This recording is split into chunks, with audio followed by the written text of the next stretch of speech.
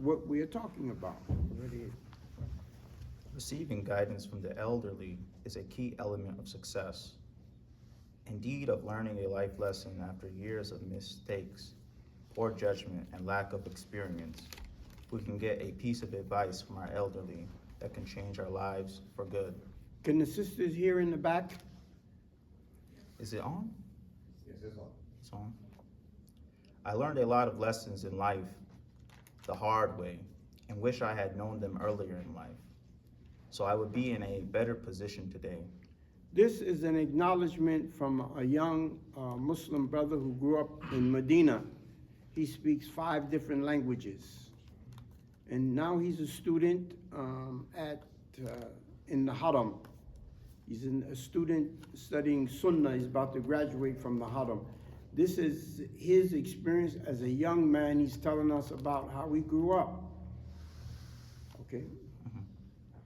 My life was going good, or at least I thought it was going good, until I met Sheikh Khalid. Being around him brought about a critical change in my perspective.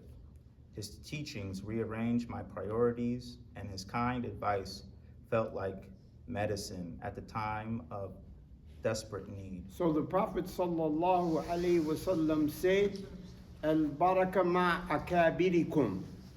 The blessing is with your elders. The blessing, Allah's blessing, is with the elders. And they say, "Jalis al-kubara, wasa'il al-ulama, wa khalit al-hukama." They say, sit with the elders, the old people. They have many things to benefit you with. Okay? Ask the scholars. Sit with the elders, ask the scholars, and be amongst the hukama, the wise people. If we do these things, we will benefit. We should spend more time with our elders. When I was growing up, even before Islam, you had to respect the old people. You couldn't pass an old person and not say good morning, good afternoon, good evening. You couldn't do it. Now, there's very little respect for the old people. But this, in Islam, this is where the barakah is with our elders. So take advantage. If you have a grandfather or grandmother or parents that are older or siblings, take advantage of them while they're still alive and benefit from them. They're carrying many barakahs. On top of that, he wasn't asking for any exchange of benefits. Such a selfless attitude was surprising for me, especially in this time and age. I really wanted to know where all this selfless generosity was coming from. What was the source of this wisdom and calmness in such a turbulent world? Once I asked Sheikh Khalid, "Were you always like this?" He said he wasn't like this before, but putting his religion before everything else made him who he is. فَاتَّقُوا اللَّهَ يُعَلِّمُكُمُ اللَّهُ. Fear Allah, He will teach you. We all learn in stages and degrees. Does a child stand up and run overnight? It takes time. So spiritually, it takes us time to grow and develop. It takes time to grow and develop. But we keep working, making our salat, we keep coming to the masjid, we keep doing the things that Allah subhanahu wa ta'ala ordered us to do, and we will grow spiritually. There's one thing to grow physically, but spiritually is something else. That takes time and development. It's all about Islam and how serious we are about our deen.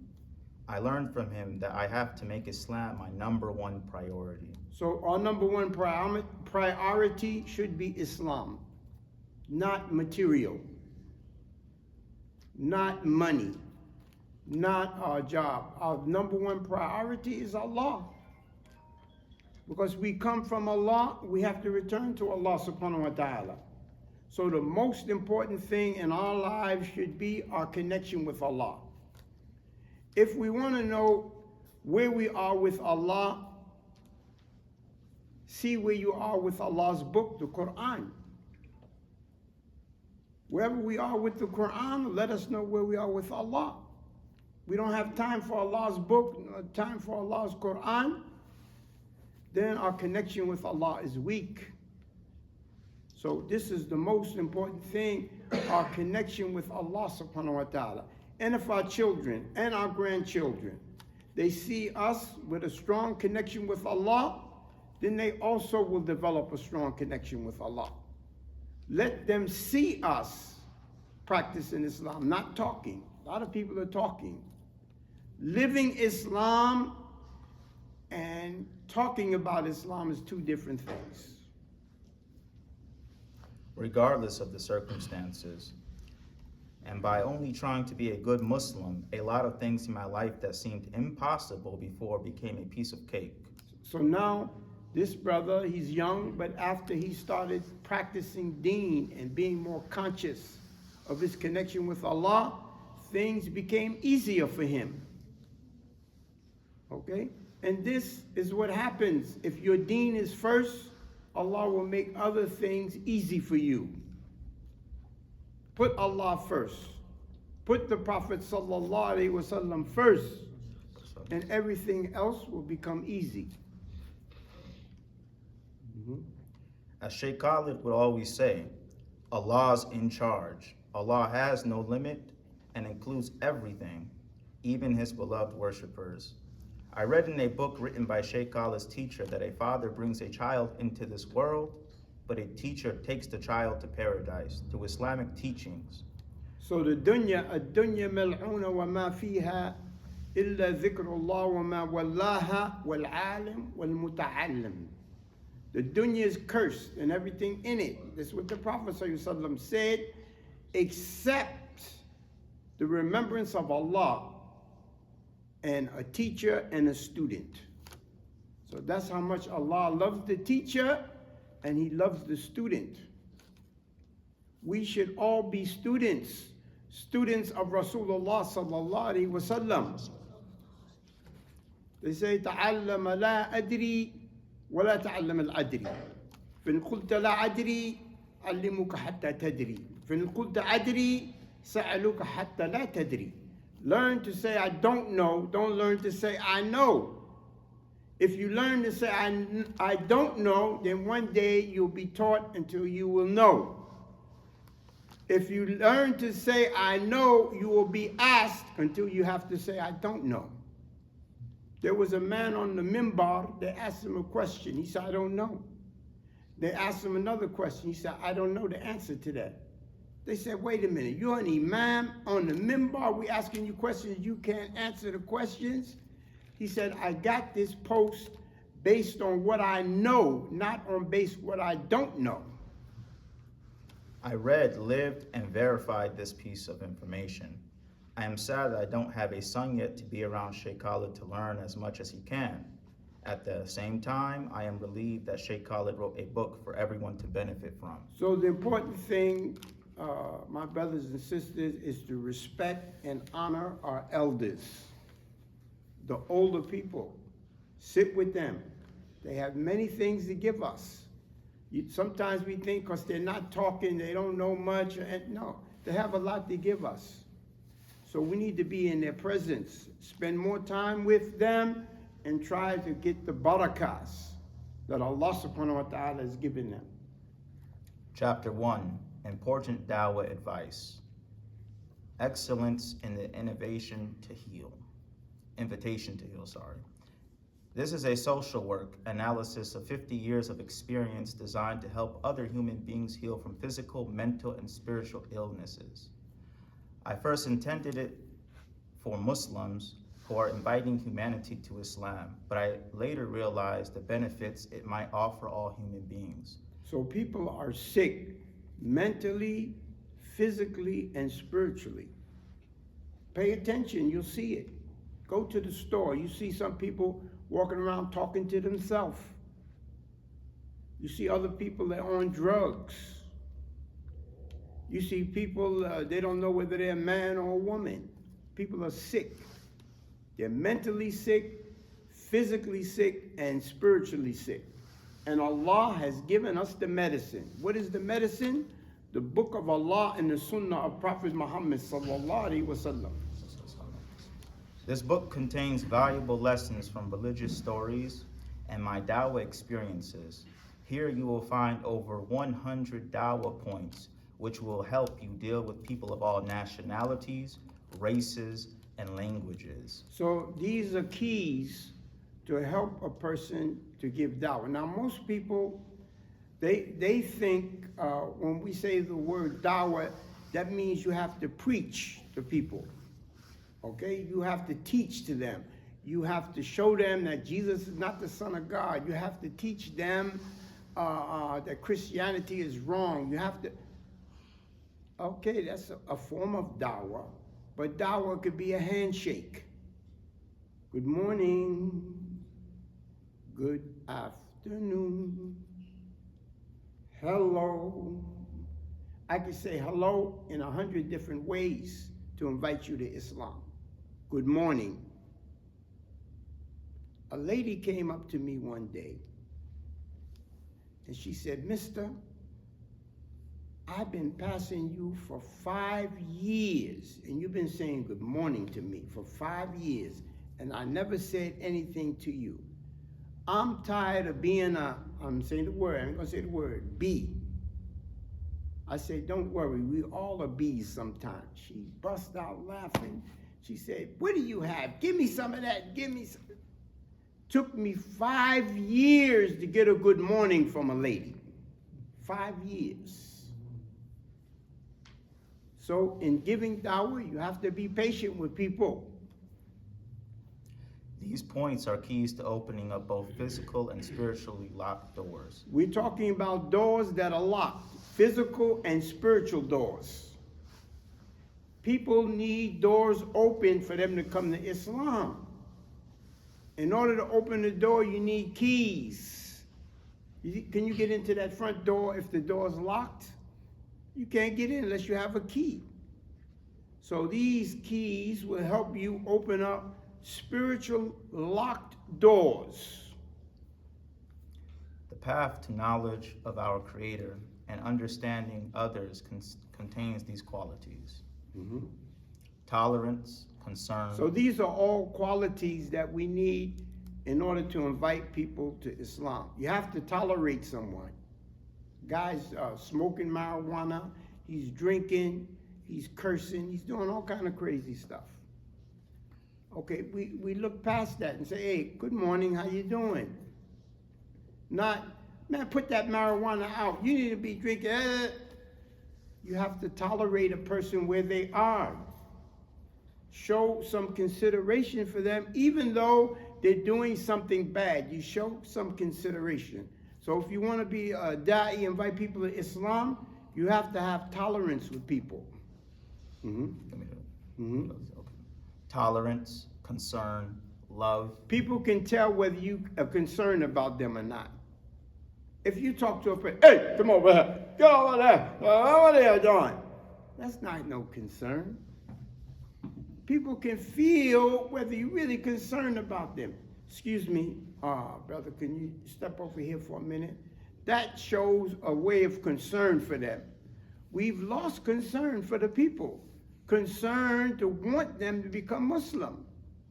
We don't have that. Love, true compassion, short stories, kindness. So sometimes you can give a person a story and bring them to Islam through a story. Not just teaching, just give them a story, something small that they can relate to. Attention, focus. Does anyone know a child that doesn't like attention? Does anyone know a wife that doesn't like attention? Does anyone know any daughters that don't like attention? This is natural. Even as men, boys, we love attention. So in order to bring people to Islam, we should give them some attention. Attention, give them attention, pay attention to them. Even a child run around acting crazy and everything, and you just play with them, give them attention. Sometimes they don't need talk.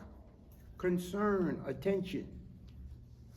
Focus, advice, awareness, faithfulness, wisdom, change within and without, loyalty, learn to harmonize with others, care. These are all qualities we need to develop to invite people to Islam.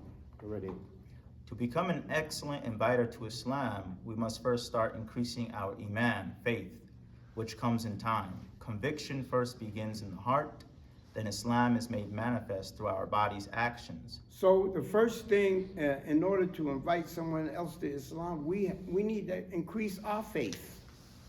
الإيمان يزيد بالعمل الصالح وينقص بالمعاصي. Iman increases with righteous deeds. It decreases with disobedience. Okay? لا يجتمع النور والمعاصي. Imam Shafi said the light and disobedience will never mix. So if we want Allah's light, we should leave disobedience. So we have to develop our faith first before we can go out and invite somebody else to Islam. Like when we pray, fast, etc. The principles of faith are 6. Belief in the oneness of Allah, belief in His angels, belief in His books, belief in His messengers, belief in the Day of Judgment, belief in predestination. So everyone knows the 6 principles of faith. That's Muslims taught that as a child. But there's branches, things that are connected to this tree other than the 6. However, there are over 76 branches. The companions of the Prophet Muhammad sallallahu alaihi wasallam said in a sound hadith, "We used to be with the Prophet sallallahu alaihi wasallam when we were youths. We learned Iman, faith, before we learned the Quran. Then we learned the Quran, and we were increased in Iman." So the Sahabas as children learned Iman first. Iman is dealing with belief and action together. You can't have belief without action. They go together. So they learned Iman first, and then they learned Quran. And then when they learned Quran, their Iman was increased. Mm-hmm. Today, as Muslims, we are teaching the Quran before we teach Iman. This hadith also shows us that Iman has to be taught and learned. Beliefs and actions are inseparable. So belief and actions go together. We have to learn, we should be teaching our children this as small children.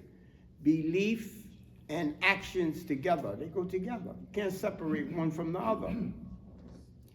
Iman, belief, contains the foundation for our success in this life, as well as the next. However, faith is such a broad topic that it requires training. So we need to be trained in faith.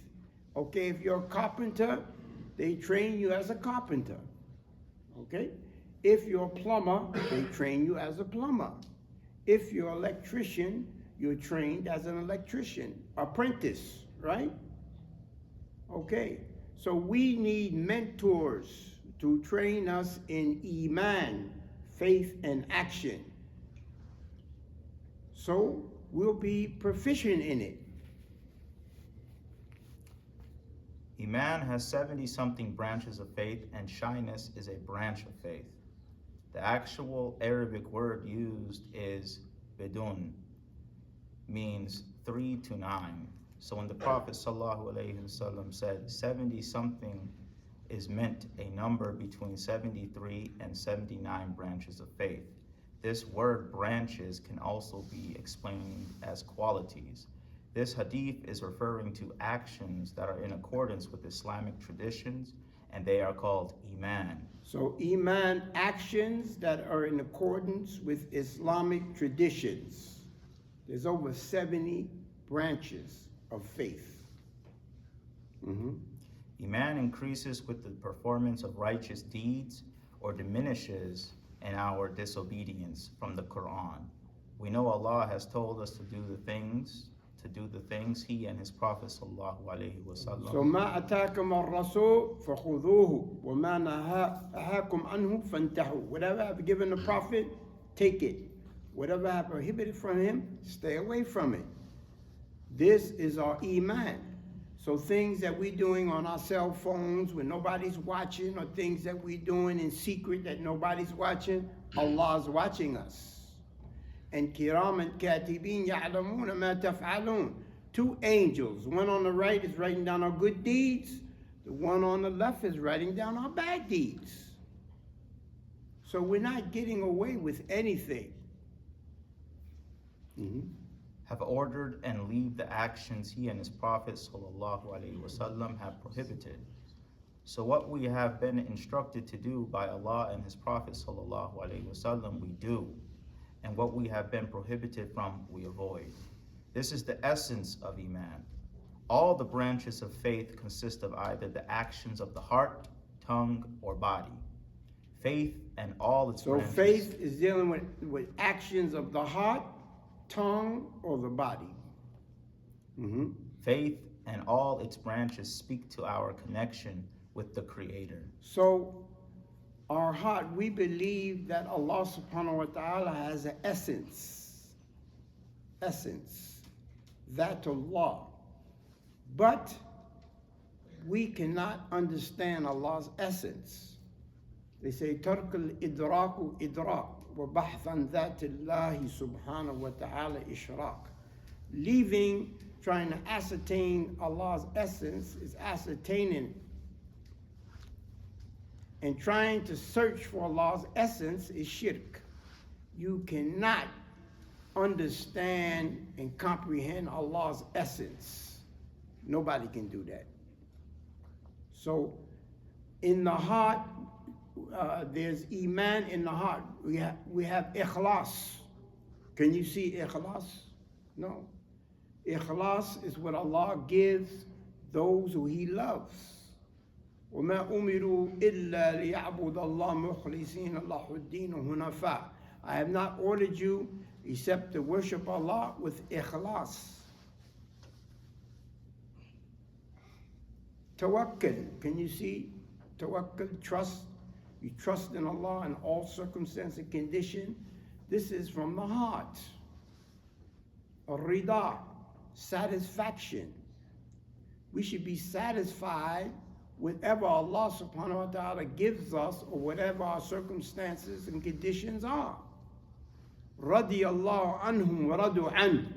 Dhalika liman khashiya rabbah. They were satisfied. Allah was satisfied with them, and they were satisfied with Allah. Are we satisfied with Allah? These are all imani conditions of the heart. And there's no sheikh that can give you this. You can't get it from a book. You have to get this from Allah. Faith and all its branches speak to our connection with the Creator. Actions of the heart include such things as the articles of faith and sincerity. So the articles of faith and sincerity are actions of the heart. This is the first thing we need to work on. People's hearts are sick, full with dunya. Our hearts are full with dunya. But are our hearts full with the remembrance of Allah? فَاذْكُرُونِي أَذْكُرُكُمْ وَاشْكُرُوا لِي وَلَا تَكْفُرُونَ. So if you remember me, Allah said, I will remember you. Be thankful and do not disbelieve. So we need to work on our own hearts. Our hearts are sick. In this environment that we're living in, there's sickness all around us, everywhere. Even in our families, there's sickness. Some of us have sisters that are acting like men, brothers that's acting like women in our own families. A lot of sickness going around. So we need to work on our own hearts through our Islam, our connection with Allah subhanahu wa ta'ala. Actions of the tongue include reading Quran and avoiding vain and idle talk. So the actions of Iman of the tongue is reading Quran, Allah's word, avoiding idle talk, just talking about anything, backbiting, All of these are things we should stay away from because it's dealing with iman from the tongue. Man kana yu'minu billah wa bil yawm al-akhir falyakun khayran aw liyasmut. Whoever believes in Allah on the last day, say something good or zip up your lip. Say something good or be quiet. Actions of the body include making our formal prayers and being modest in our clothing choices. So iman, we have actions of the heart, we have actions of the tongue, and actions of the body parts. All of these things are connected to iman. Islam is 24/7. Islam is not just you come to the masjid, you make salat, you're so pious, then you go out on your car, you act like a madman, running people off the road, cursing people out, talking crazy to your wife. No, Islam is 24/7. 24 hours a day, 7 days a week.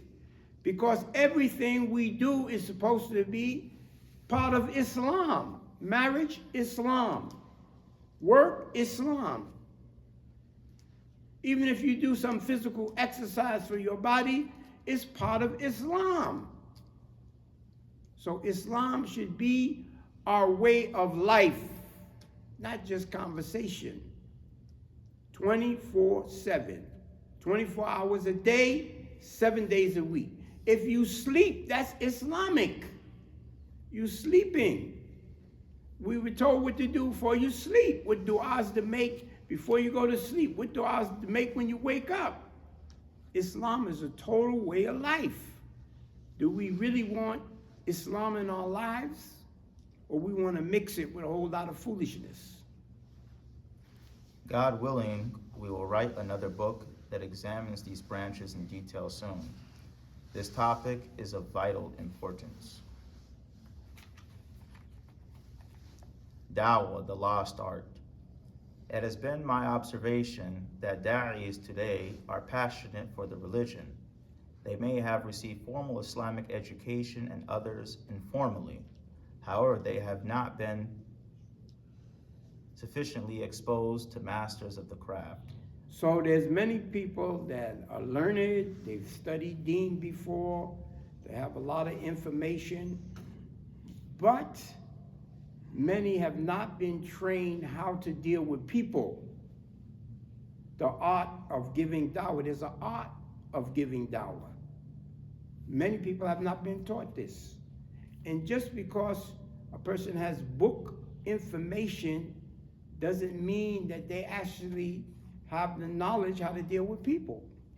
Maybe a person who is less educated in the book knowledge, maybe that person has been well trained in manners and how to deal with people. So people are on different levels. Kullum fi falakin yasbahun. Every planet is in its own orbit. We have to find our orbit and stay in it.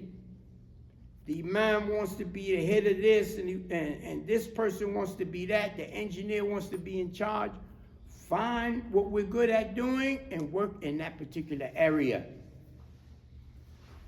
We know from Islam the importance of the teacher in bringing the book, theoretical knowledge, to life. With fewer and fewer people who have been trained to give dawah, fewer and fewer people have access to the knowledge. There's very few people that have the knowledge how to present this way of life to people in general. We need to find out how to do this and work in the area and become more proficient at it once we learn. Why is it so important to be an inviter to the Lord of all the worlds? This section is dedicated to sharing what I have learned over the years about spiritual healing for both myself and others. So in giving dawah, there's a healing. It's a spiritual healing. The healing is for the person who's giving the dawah, and the healing is for the person who's receiving it. It's on both sides. Here I want to introduce you to why giving Dawa'a is so important for every Muslim and to help you see the benefit of studying how it is done and why. Inviting people to Allah is the work of all the messengers from Adam to Muhammad sallallahu alaihi wasallam. So this is the job of the messengers. Allah subhanahu wa ta'ala sent them to invite people to Allah. Okay? This is the key. We're inviting people to Allah. This includes such prominent messengers as Abraham, Isaac, Jacob, and Jesus. Our job is to reconnect people with their Lord. A guy came to me one time and said, "Mister, I've been watching you, what you do, and I make my own beauty products for women. Could you work with me? I'll make you a millionaire overnight, the way you work." I said, "Come see me tomorrow, I'll talk to you." He came to me next day, "What do you think?" I said, "You know, I appreciate your offer, and I have a boss, I just can't leave that boss. He's good to me, he takes such good care of me, I just can't leave him." The man said, "Who is your boss?" I said, "Allah, the Lord of all the worlds, is my boss, and I can't leave him." So if you're on something, stay on what you're doing. Don't run off of what Allah has you doing for the pleasure of Allah for material things. Sometimes the world gets us so distracted that we lose sight of what is essential, even our health. This is a significant loss, since our connection with our Lord is so precious, is the most precious thing we have. As an inviter, da'i, the work is healing for both the patient and the healer.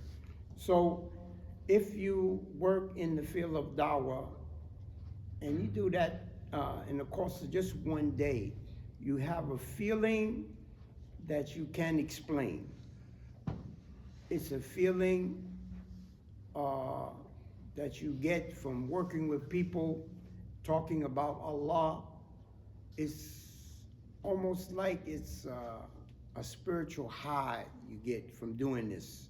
And once you start tasting this spirit that you get from doing it, you want to keep doing this.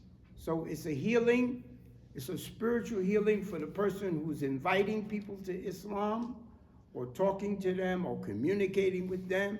And it's also a healing for those who are receiving it.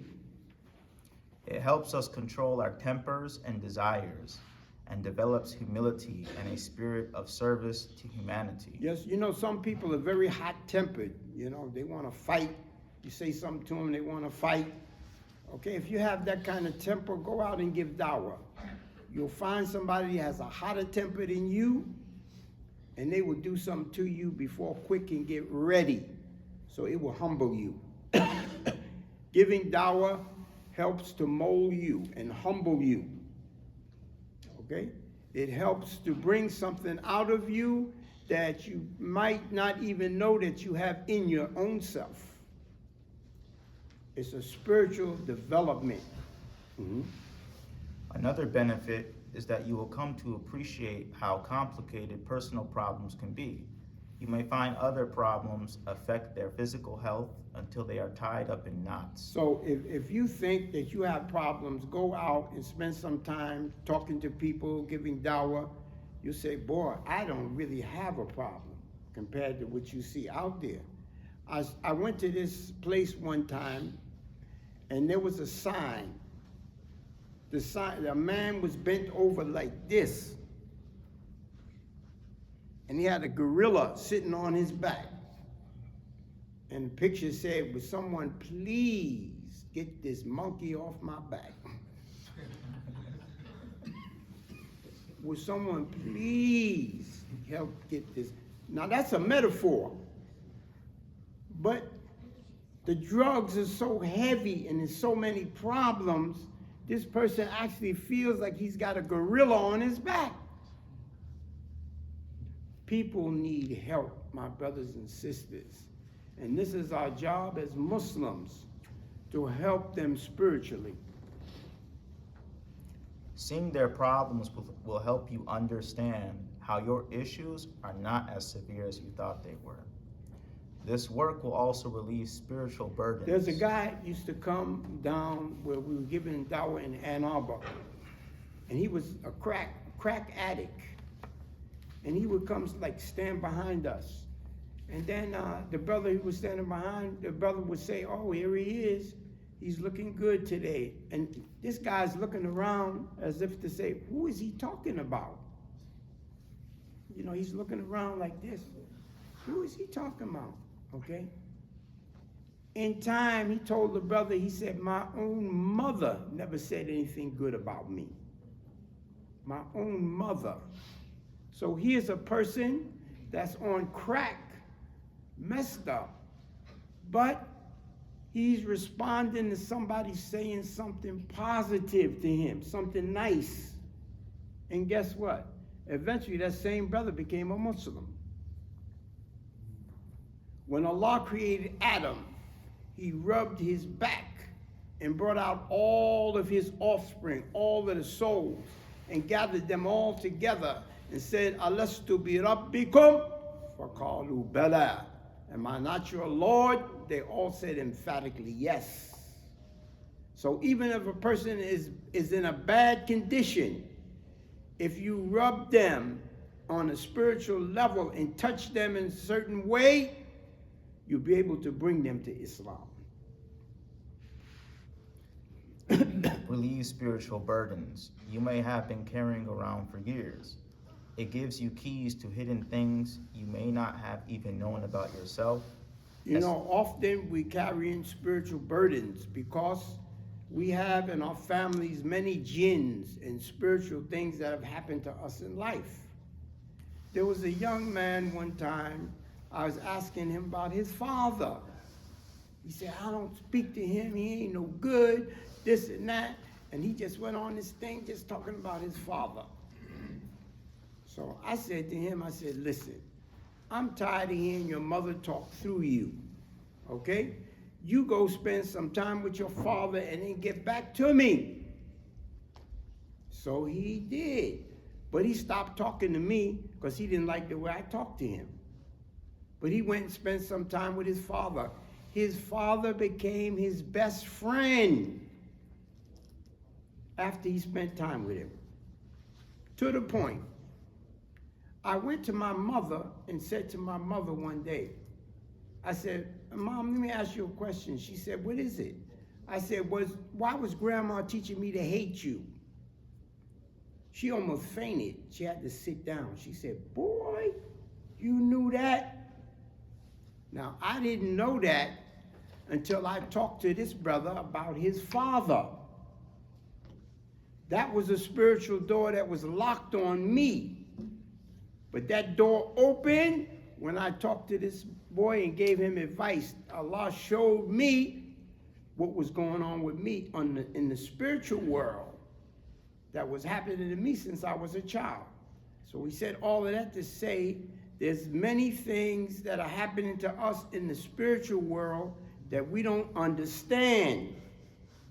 And sometimes it's been in our families for generations. You know, we have jinns in our families for generations.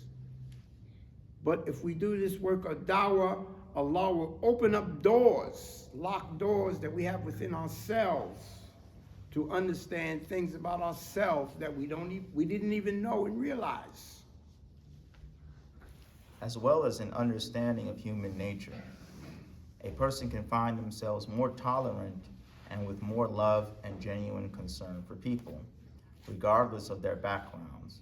It can motivate you and build up your spirit to help others. So, as we said before, when we talk about giving dawah, you say, "I don't have time, I'm on the job, and I'm busy, I'm working, I don't have time to talk to people about Islam." Guess what?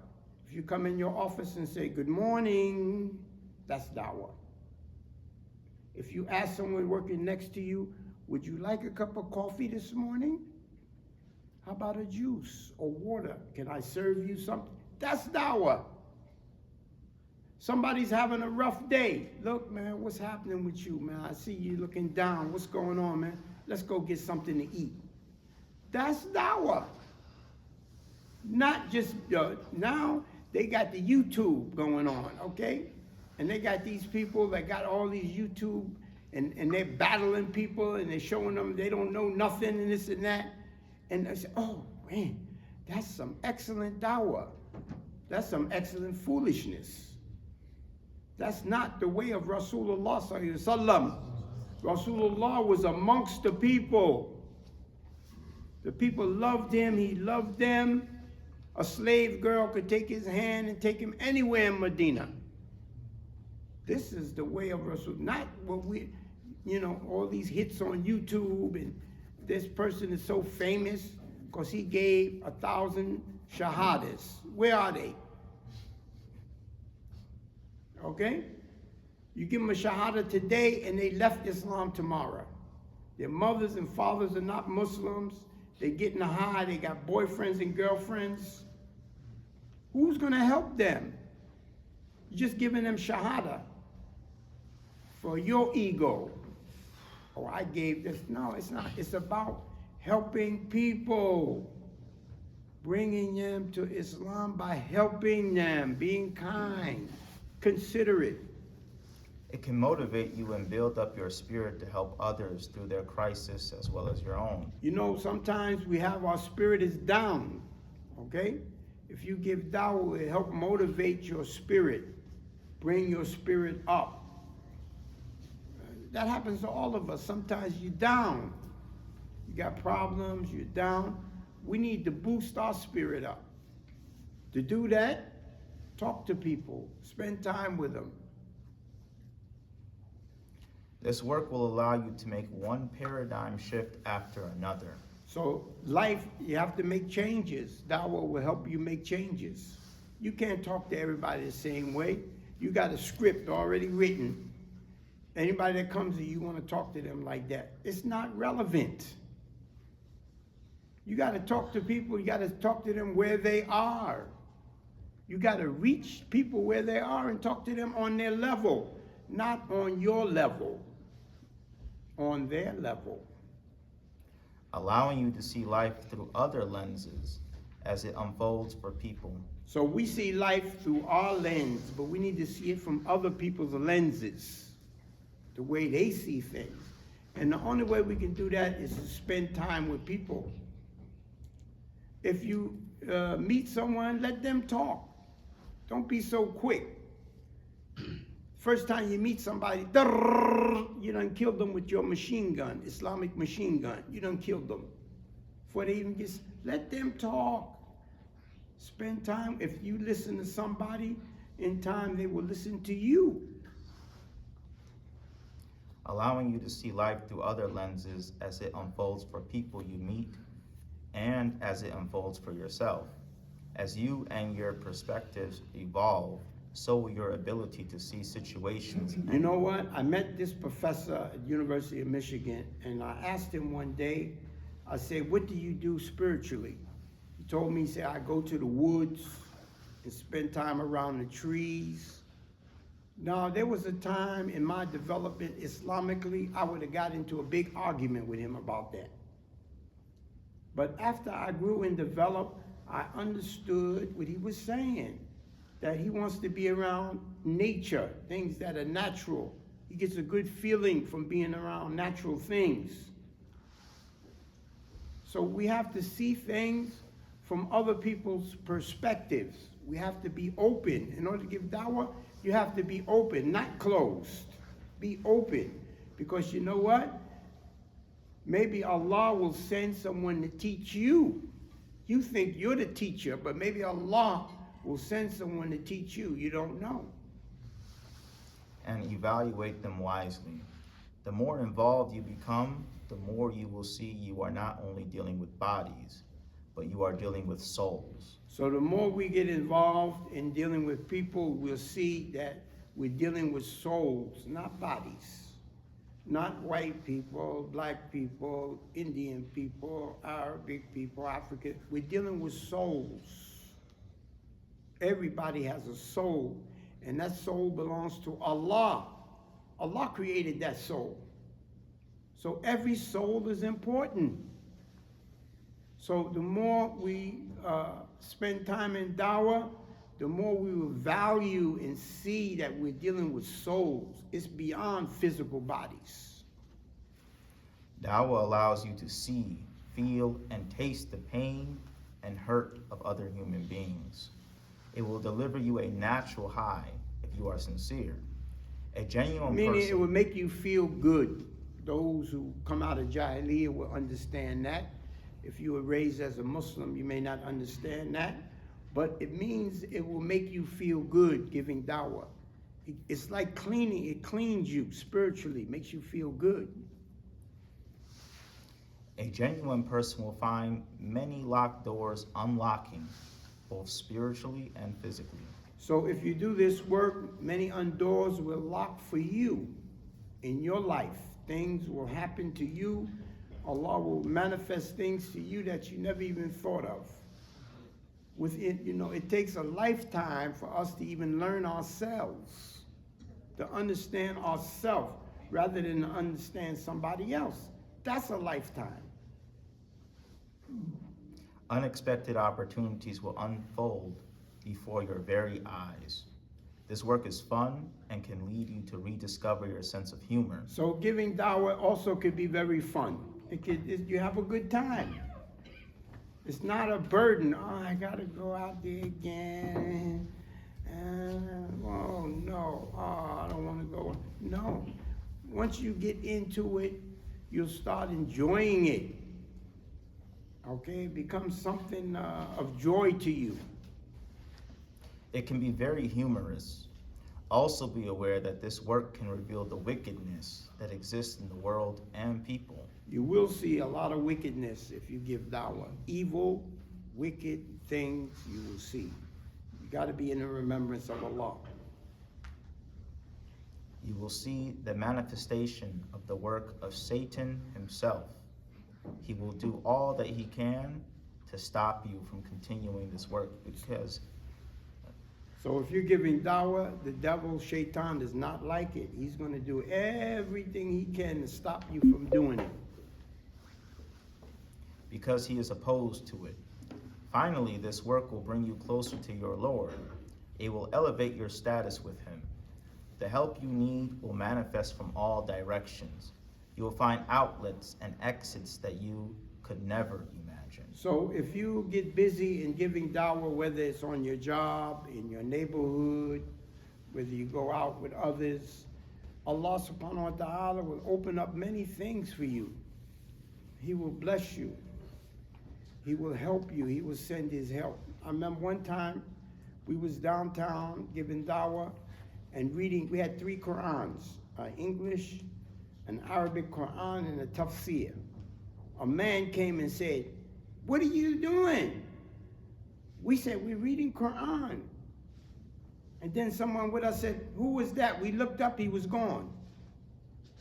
So you never know. You never know who's watching you, who Allah will send to bear witness to what you're doing. It will give you extraordinary patience and take you over the top. Doing this work will make you... How much time we have left for Salah? How much time for Salah? 5 minutes. 5 minutes? إن الله وملائكته يصلون على النبي يا أيها الذين آمنوا صلوا عليه وسلموا تسليما سبحان ربك رب العزة عما يصفون والسلام على